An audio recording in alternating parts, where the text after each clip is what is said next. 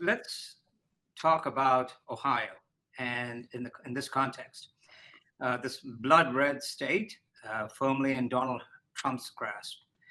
Um, Veteran Democratic U.S. Senator Sherrod Brown is in a fight for his political life. His challenger, Republican businessman Bernie Moreno, a political newcomer endorsed by Trump, is gaining momentum as a result of his television campaign advertising blitz. I'd like each of you um, to delve into this race and talk about what's driving it. Tom, if you want to go first, and then Brent, and then Bill. Actually, I was hoping someone else would go first because I don't proclaim to know much about it. But I think two things. The first is that I did some checking, and no candidate of either party has ever won more than 3 terms for the Senate in Ohio, except John Glenn. And since we had a popular election of the Senate, so in one sense, Senator Brown is fighting uphill against just historical fact. Beyond that, I don't understand that either very well, because maybe I'm just not part of the common people anymore or something. I don't know. I mean just a mass voter. But considering the fact that Mr. Mourinho has virtually no experience in government whatsoever, and that Sherrod Brown, like him or not, has got tons of experience in government, and I have to say, in many ways, has had a message that's appealed across party lines, especially among some blue-collar Ohioans in Northeast Ohio. I don't understand the competitiveness of the race as much as it seems to be out there. That said, I'm not sure whose story it was. Someone had a story someplace saying that they had talked to an unnamed union leader who said that while his or her, could have been either, members were strongly for Mr. Trump, they were for Senator Brown and for issue 1. Now, that's just an anecdote. I don't know what it means or not. But I thought it was an interesting comment about the situation that we're faced with right now in that race. Beyond that, I really absent myself from television, so I haven't seen the cascade of advertising, but I'm sure it's coming thick and fast, as you said. Oh, absolutely. Yeah. Ad after ad after ad. I mean, they run like three, one after the other. Which really is a turnoff, but apparently they think it's resonating. Brent, talk about the race, Brent. Well, yeah, if memory serves, you asked that question at the end of the last time we worked together, right. And the three of us said, without much equivocation, that we thought Brown was going to win. Yes. Am I remembering that correctly? I think. And well, and in fact, but Bill Binning was the most. Bill was absolutely certain. I'm not a cautious journalist. I have to be brazen to get on these shows, We're going to come to you on that, Bill, but go ahead. I would equivocate a little bit today, and maybe more than a little bit. There's a poll out. There's a poll almost every day now. Now on that race, yeah. There's a morning consult poll this afternoon of the Senate races that showed Moreno ahead by 1 point, which is statistically meaningless, but it showed the race essentially tied. And I think it might be. There is this tsunami of money. Brown is being outspent, but not like by a 2-to-1 margin or anything like that. And Moreno hasn't even tried to run a positive campaign, has he? No.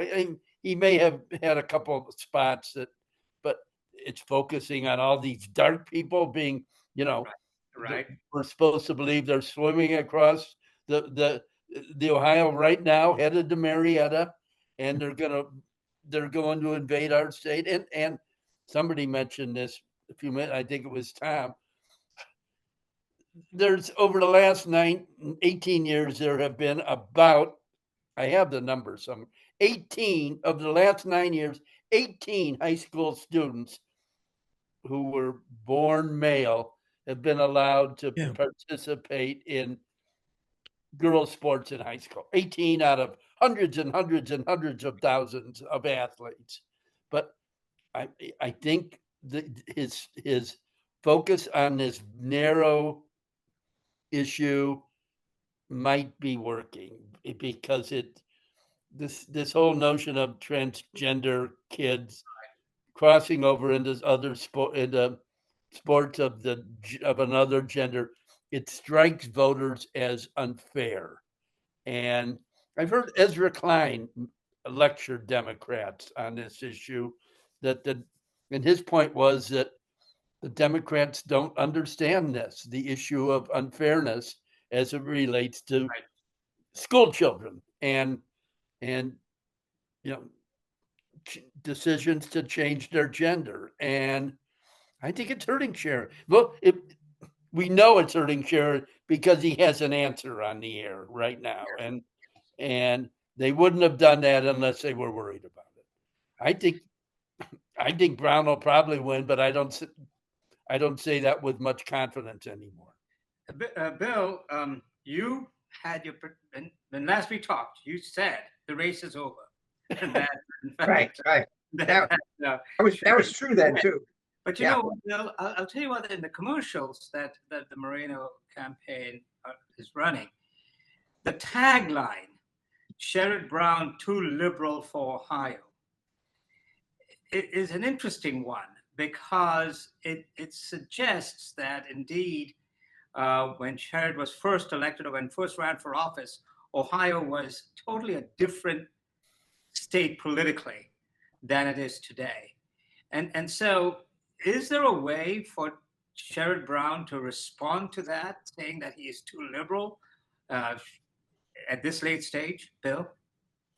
Well, I don't know how. I see.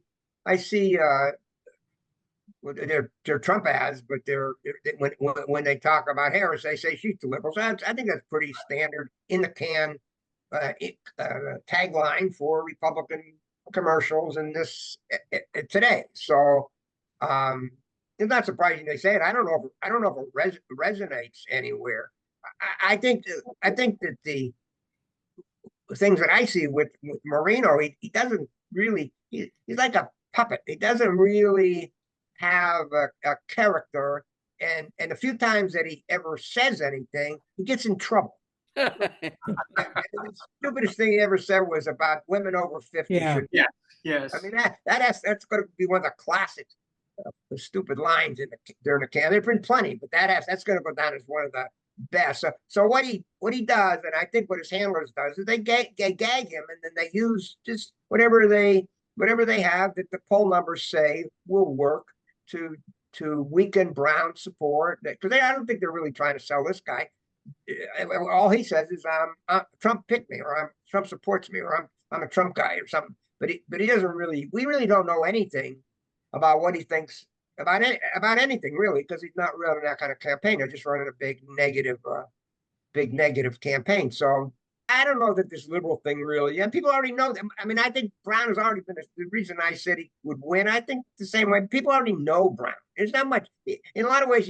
I don't think this the wrong way. He's like Trump. I mean, he's already well defined as a political character in the state, and I don't know that people are tired of him. He's been around. If you think about it, he's been around in politics for 50 years. He was the youngest when I started in politics. He was the youngest member of the Ohio House, and he went on Secretary of State, and then he was and then he moved up to Cleveland to run in the congressional district. I mean, he's this. Man, I thought they would use that more. But they don't seem to use that a lot to say he's a longtime professional politician. But my point is that I think he's well established in the minds of many Ohio voters, and I think that's one of the reasons he's likely to win. And so I don't know that the liberal tag. He is liberal. We always thought he was liberal. I always thought he was a liberal, and I think most people thought he was liberal, but they don't. A lot of people don't hold that against him. He seems sensible, and he as Thomas pointed out in the past, he's very constituency oriented, and he's always. Well, I tell you, Bertram, you noticed when I was more active in the Youngstown market, it was hard to get there in front of the television before Brown did. He was always had good staff, and he was always quick and a real more Ohio politician than this guy is. I got another theory too on this. I don't want to take up your time with it, but I think that his surname has always been golden for a long time in Ohio politics. And I also think there's an overtone in some of the rural counties about that. I don't know that they like Marinos very much, but they like Browns. So watch the vote in the counties that are going to vote heavily Republican as whether he does a little better than let's say Harris does or somebody else. I think there's still a little magic in the name too, even though that's passé to talk about it like that. Well, he is going to have to run 8 or 9. Go ahead. Oh, I'm sorry. He's going Brent. to have to run 8 or 9 points ahead of the ticket to win. Yeah, right. Oh, yeah. Yeah. Right now, that's another problem he has is how, as Trump has resurged, I think that's also contributed to the weakening of Brown's position because as Trump gets stronger, so does his so does the general Republican vote in Ohio. I think the Brown people will concede that if Trump gets up, if the margin at the top of the ticket gets up to around 8 or 10, Right.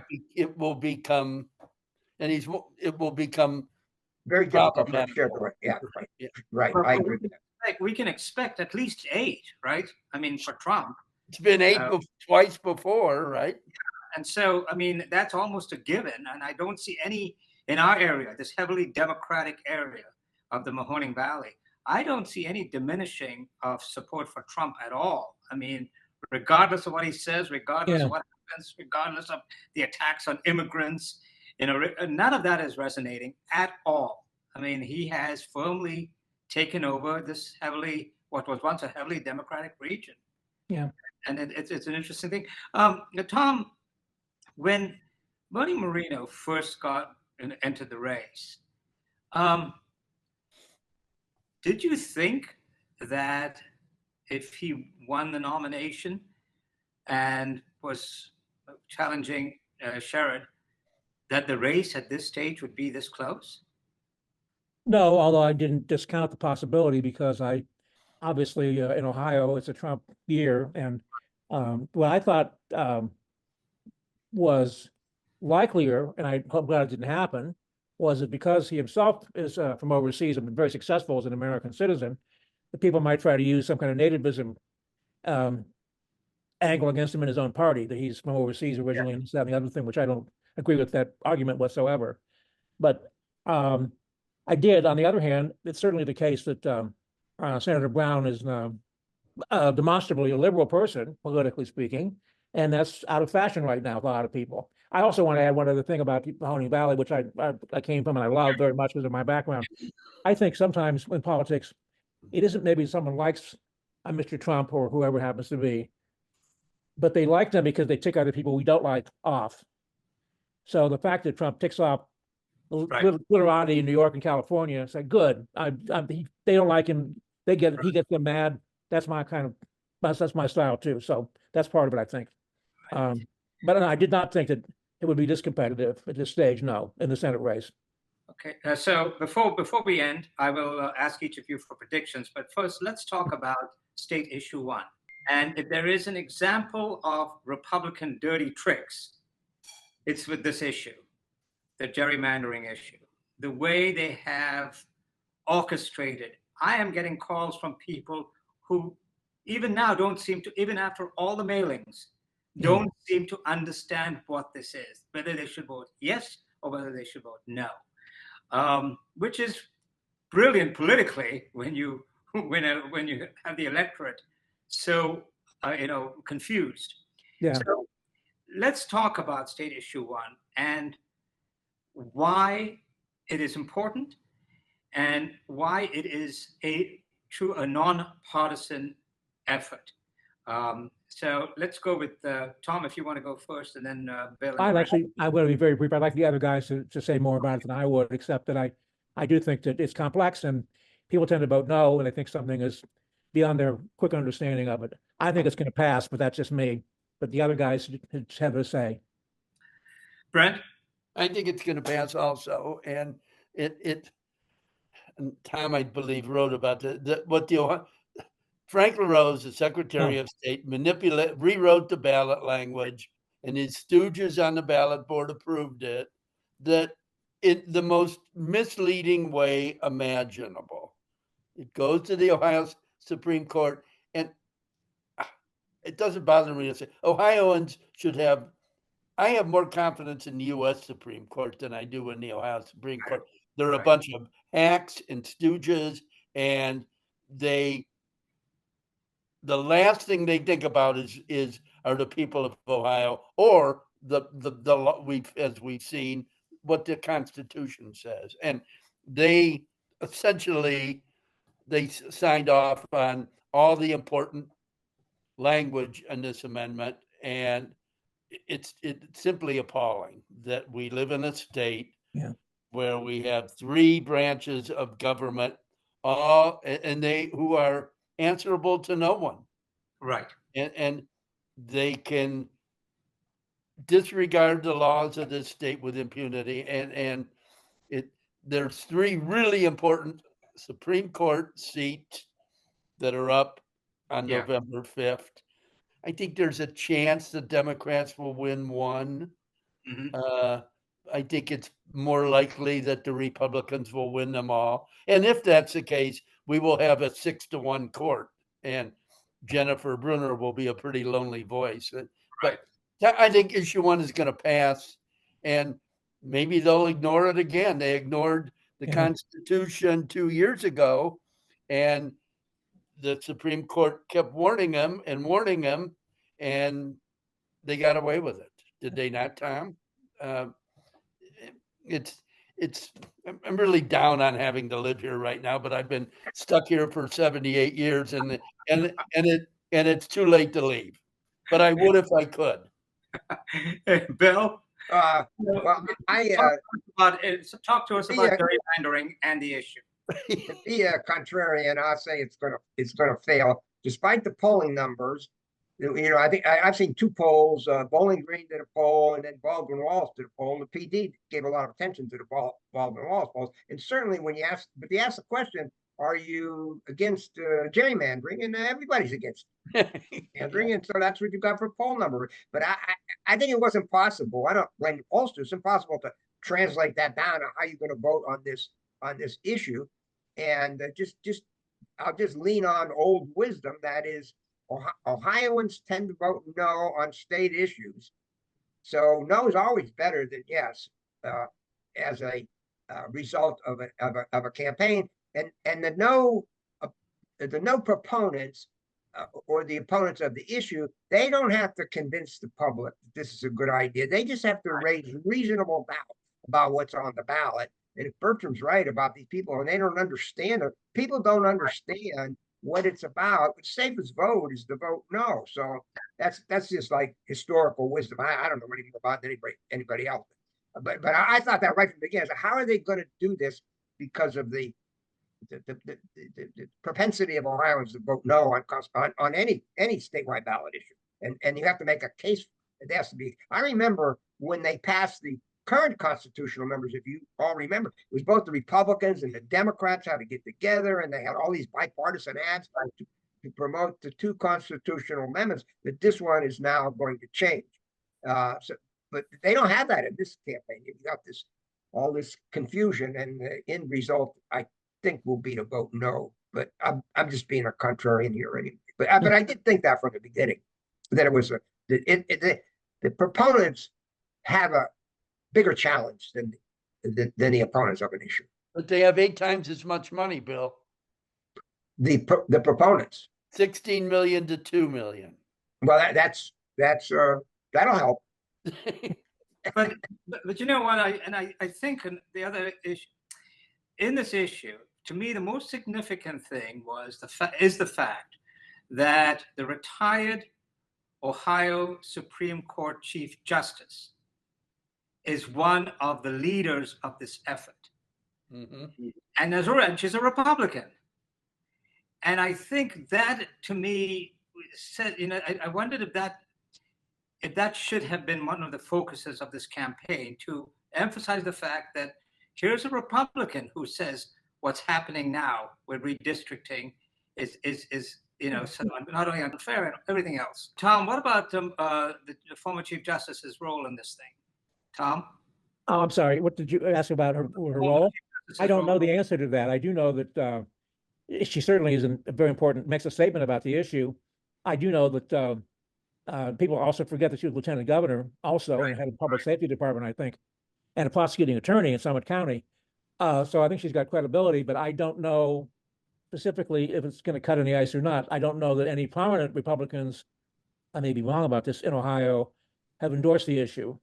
Although I think some of them quietly wouldn't mind it because of the fact that it is a demonstrable fact. The legislature right now is basically being run like an episode of Looney Tunes.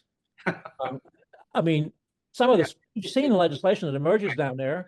Other stuff other than the budget doesn't get done. And it's just, it would almost be a good National Lampoon parody if it weren't so twisted what happens down there sometimes. And because if the only thing you have to do is win your primary and your district's already in that party's column, that's all you have to do. You don't have to get voter approval for anything. And so it's an oligarchy, really. Well, gentlemen, we've come to the end. I'll be seeing you, I hope, after the election. So before we leave, I'd like each of you to give me your prediction as far as the presidency, the presidential race, the U.S. Senate race in Ohio, and state issue 1. And Bill, you go first. On the presidential race, my prediction is the outcome's going to be chaos. I'm sticking with Brown for Senate, and I'm sticking with no on 1. Okay, Brent. It's an unfair question, and you know that, but you're Harris. I'm going to say Harris because I want it to be Harris. Yes. And my confidence level is extraordinarily low in that. You can probably have a sense. I keep thinking that Brown's in some trouble here, but at the end of the day, Bill made a really good point about the Brown name, and it goes back to when they were electing Secretary of State for 100 years and Supreme Court judges, I believe, before that, and so you would think that Brown could figure out a way to get 50% plus 1, and I think issue 1 will pass. Tom? I think on the presidency, I'm not trying to dodge the answer, but I think it'll end up in court, federal Supreme Court, as in 2000. And I don't know why or how, but that makes it a wild card. I do think, and I don't think this is a wish being father to the thought, that the vice president will win on election day and days after that, but I think it'll go to court somehow, somewhere. I happen to agree that although it'll be exceedingly narrow, I think Brown will win. Very narrow. It could be like a Jimmy Carter 10,000 vote 1976 thing in Ohio. Right. And I think issue 1 will pass. I think, but I'd also say, though, people should understand that if issue 1 passes, the opponents will spend the last year or two trying to tie it up in court every which way they can. And with this Supreme Court, it's going to have serious problems in Ohio. Well, gentlemen, thank you again. And we'll be in touch after the election to either celebrate or to cry, whichever. Okay. Take care. Thank you all. Okay, see you, Bertram. Bye-bye. Thank you, everybody.